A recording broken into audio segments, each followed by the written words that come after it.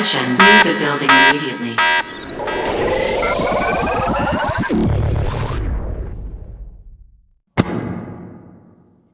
0,6%. Acontecimento.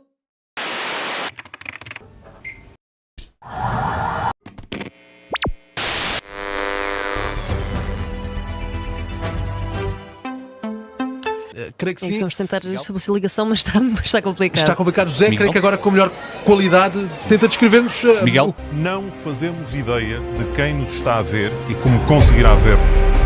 Às 11 horas e 33 minutos, uma falha elétrica sem precedentes deixa Portugal sem energia. Em poucos minutos, o impacto faz-se sentir em todo o país.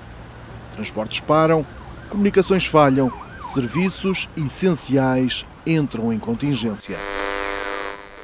Estava na central técnica e vi tudo a acontecer à minha frente. No momento em que se apagou a luz, nós estávamos em plena reunião de editores.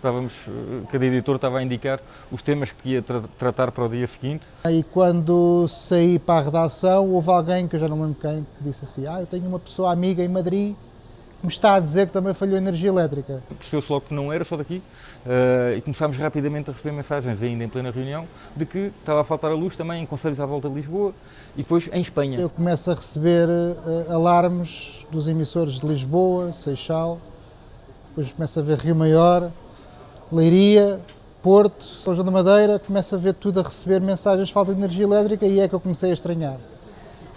E quando veio esta indicação de Espanha, nós percebemos que isto era algo maior do que um mero corte de energia temporário. Portanto, todos os temas que tínhamos acabado de discutir foram para o lixo, na prática, porque a partir daí só interessou este tema. Enquanto o país tenta perceber o que está a acontecer, nas redações começa outra corrida. Entramos logo em emissão especial assim que acabou o Contracorrente, ao meio-dia, e foi o dia todo e foi dos dias mais frenéticos da história desta rádio. E quando aquilo começa, começamos mesmo a receber a confirmação de que era um apagão geral.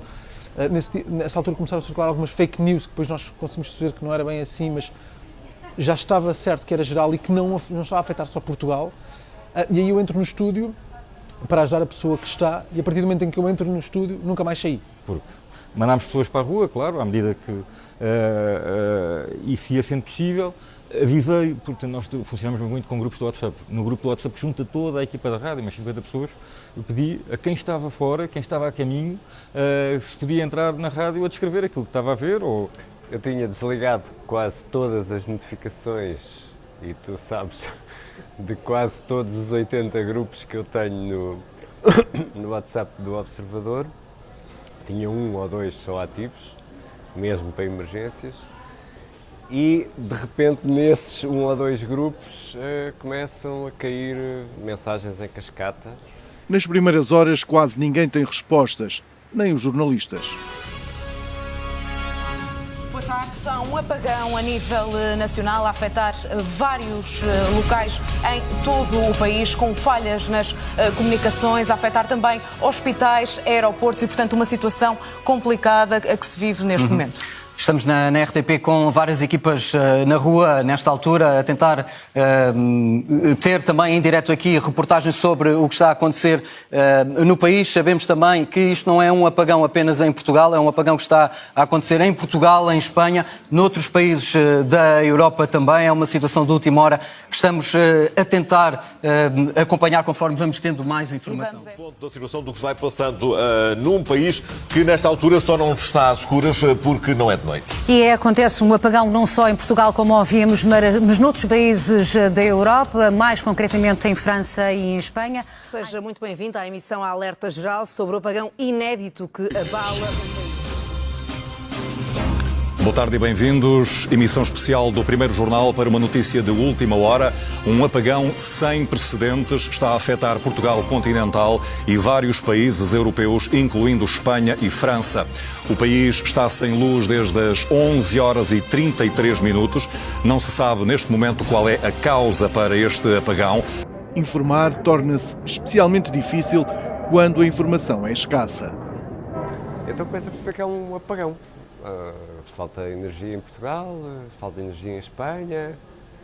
Eu recordo-me de nós termos conseguido entrar em contacto com alguém do governo, creio que foi um assessor, que nos deu algumas informações na altura e apontou-nos até para algo que ia ser dito por um ministro, na altura, algures, e que nós íamos ter lá chegar.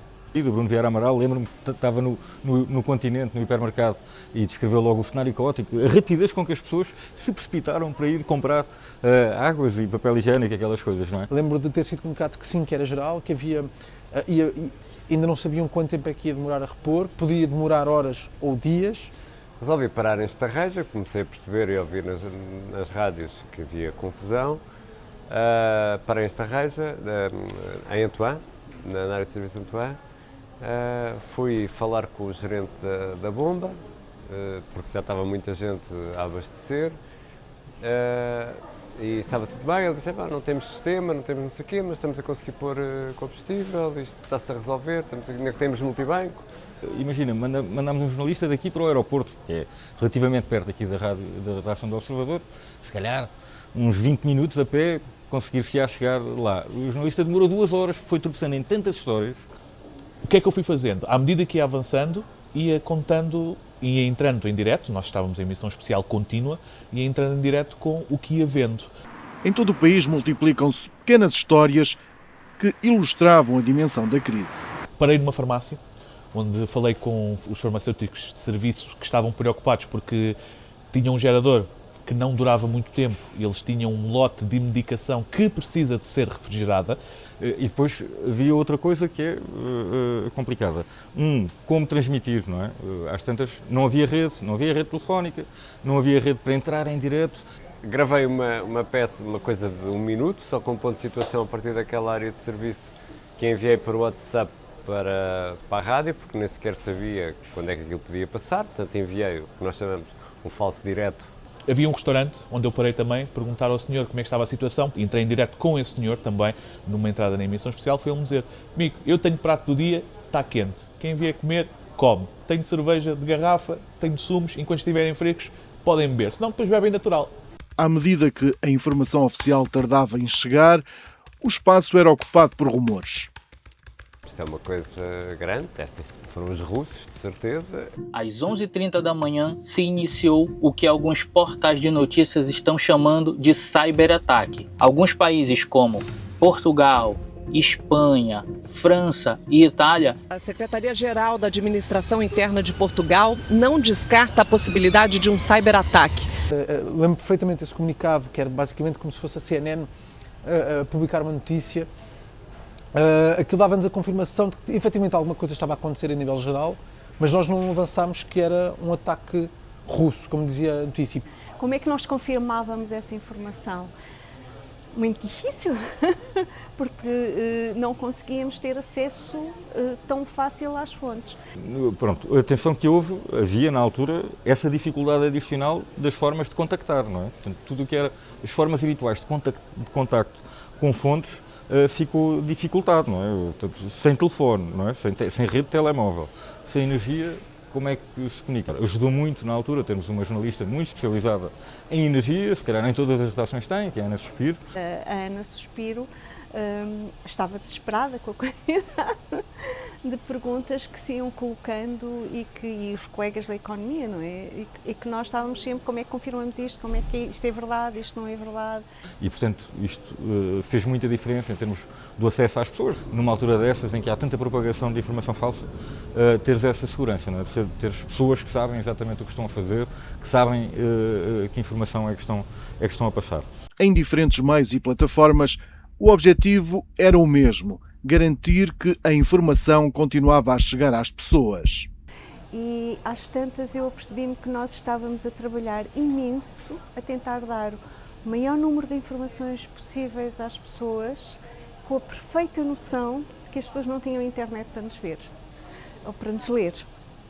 E foi uma sensação muito estranha, que foi trabalhar com a mesma pressão de que nos estivessem a ler, com a consciência que não nos estavam a ler, porque as pessoas não tinham internet, a maior parte das pessoas, e nós víamos isso no gráfico das visualizações, que estávamos a trabalhar para o boneco. Boa noite. É uma sensação muito estranha e mais do que no início da pandemia, porque na pandemia A televisão funcionou como uma luz, fonte de informação, a mostrar às pessoas fechadas em casa como era igual o que se estava a passar no país e no mundo. Hoje é muito mais estranho, porque não fazemos ideia de quem nos está a ver e como conseguirá ver-nos. É como fazer um jornal da noite no breu para o vazio. É um momento para apelar à calma possível. Claro que é uma situação inédita e muito angustiante, porque mostra a fragilidade do modo de vida moderno que criámos. Mas é um momento para uma cabeça fria, para perceber que desesperar não vai resolver nada. E ficar atento às fontes de informação credíveis. Voltas muitos anos atrás, muitas décadas atrás, quando não havia telefones. E como é que as pessoas tinham informação? Muitos dos nossos jornalistas eram abordados na rua por pessoas que lhes iam perguntar o que é que se passa, o que é que está a passar. Pronto, portanto, davam informações também às pessoas que os rodeavam. Aqui à porta, eu lembro-me, veio muita gente, é uma coisa estranha até, muita gente veio aqui, o que é que está a passar, que não estou a ter informação nenhuma, já se sabe o que é que não é. Num mundo dominado pela internet e pelos smartphones, o apagão recordou algo que muitos já tinham esquecido. Quando outras plataformas falham, a rádio continua a funcionar. Para esse outro ponto de reportagem, para o pé de um banco onde está a jornalista Maria João Brás, que pode também dar conta destes constrangimentos. O que consegues ver, foi acionado algum tipo de mecanismo de segurança? O banco está fechado, sem luz, presumo. O banco está fechado e tenho a dizer que acabei de informar o próprio diretor desta sucursal do Milénio do que é que estava a passar, porque as pessoas não sabem o que é que está a acontecer, não fazem ideia se é uma situação apenas aqui local desta zona de Lisboa ou se está a afetar outros pontos. E abrimos este jornal da UMA com a Autoridade Nacional de Emergência e Proteção Civil, que explicou na última hora que as mensagens de aviso à população não chegaram mais cedo por causa dos constrangimentos das operadoras. Esta equipa tem uma coisa muito boa, que é sempre que acontece alguma coisa, ela agrega-se toda em volta daquele tema, não é? Então os colegas que vinham a pé do aeroporto até aqui, vinham e contavam a experiência. No momento do apagão, estava aqui, o que é que assistiu? Houve aqui algum pânico, algum tipo de pânico no centro comercial? Por acaso, eu naquela hora que até me assustei, eu fui ao nosso armazém e levava um carrinho das compras vazio e meti-me no elevador. Passado um segundo, o elevador apagou-se completamente e eu fiquei bloqueado no meio, eu e mais 4 pessoas. A rádio é muito importante todos os dias. Num cenário desse, em que é o único meio, ainda é mais importante. Portanto, creio que se calhar devia haver um ministro ou um responsável em cada rádio de informação, que está disponível para isso, durante todo um dia desses em que volta a acontecer uma coisa destas. Eu desde que comecei na rádio sempre ouvi dizer que a rádio está morta, a rádio vai acabar. A rádio, primeiro foi a televisão, no ano em que eu nasci foi lançada a televisão que ia matar a rádio, essa televisão já acabou, a rádio ainda cá está. A internet ia matar a rádio, não, a internet deu uma força maior ainda à rádio, a rádio é efêmera e a internet tirou-lhe essa parte, portanto, deu-lhe capacidade para resistir mais tempo na vida das pessoas, portanto, e claro, a prova está aí, podem tirar a luz, podem tirar a energia elétrica, não por muito tempo, se calhar, obviamente, mas a rádio está aí para funcionar e para informar as pessoas. Deve haver essa preocupação logo, não é? De criar canais de comunicação diretos com quem está vivo e consegue, apesar de tudo, fazer chegar essa informação às pessoas. A rádio provou todo o seu valor e a importância, não é? Porque onde tudo falha, a rádio não falha. E isso foi incrível. E é incrível as pessoas perceber que as pessoas que estavam a ouvir a rádio era a única forma de terem acesso à informação fidedigna e atualizada, e isso foi uma coisa incrível que me deixou cheio de orgulho. O apagão durou apenas algumas horas, mas deixou questões que permanecem atuais sobre a resiliência das infraestruturas, sobre a propagação da desinformação, sobre a capacidade dos mídia para responder a situações de emergência e sobre a importância da informação quando tudo o resto falha. Durante algumas horas, Portugal ficou às escuras, mas a procura por respostas nunca se apagou.